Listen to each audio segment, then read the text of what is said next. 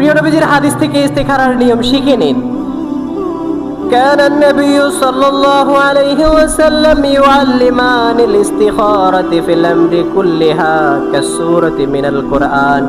সাহাবী বলেন, প্রিয় নবীজি আমাদেরকে প্রত্যেকটা কাজ করার সময় ইস্তেখারার শিক্ষা দিতেন, যেভাবে আমাদেরকে কোরআনের সূরা শিক্ষা দিতেন। ইযা হাম্মা বিল আমরি ফালিয়ারকা রাকাতাইন, যখন কেউ কোনো কাজের জন্য উদ্যত হবে তখন সে যেন 2 রাকাত নামাজ পড়ে। কয় রাকাত নামাজ? 2 রাকাত নামাজ পড়বে।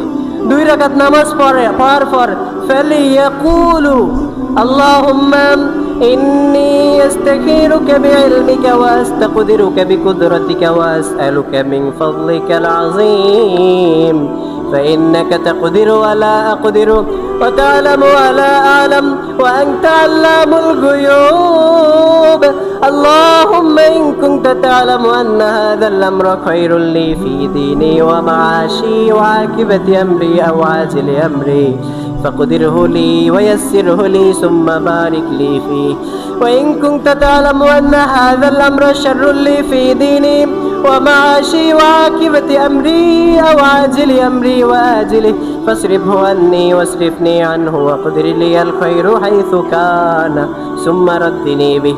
প্রিয় নবীজি বলেন, যখন তোমরা ইস্তেখারা করবা, ইস্তেখারার সময় তোমরা দোয়া করবা, আয় আমার রব, আপনি তো সকল কল্যাণের কল্যাণকামী, ও আল্লাহ আপনি তো তাকদীর নির্ধারণকারী। ও আল্লাহ, যে মেয়েটারে আমি বিয়ে করার আগ্রহ পোষণ করছি এটা যদি কল্যাণকর হয় আপনি আমার জন্য নির্ধারণ করে দেন। ও আল্লাহ, আমি আপনার কাছে কল্যাণ চাই। ও আল্লাহ, আপনি যদি জানেন এই পরিবারটা, এই মেয়েটা আমার দিনের জন্য, আমার দুনিয়ার জন্য কল্যাণকর হবে, তাহলে তার প্রতি আমার দিলটাকে ঝুঁকিয়ে দেন এবং এই বিয়েটাকে আপনি সহজ করে দেন, এটার মধ্যে আপনি বরকত ঢুকিয়ে দেন। আর যদি আপনি মনে করেন এই সম্বন্ধটা এটা আমার জন্য কল্যাণকর, তাহলে তাদেরকে আমার থেকে দূরে সরিয়ে দেন, আমাকেও তাদের থেকে দূরে সরিয়ে দেন, এবং যেখানে আমার জন্য কল্যাণকর ওই জায়গাটাতেই আমারে নিয়ে যান। সুবহানাল্লাহ পড়েন।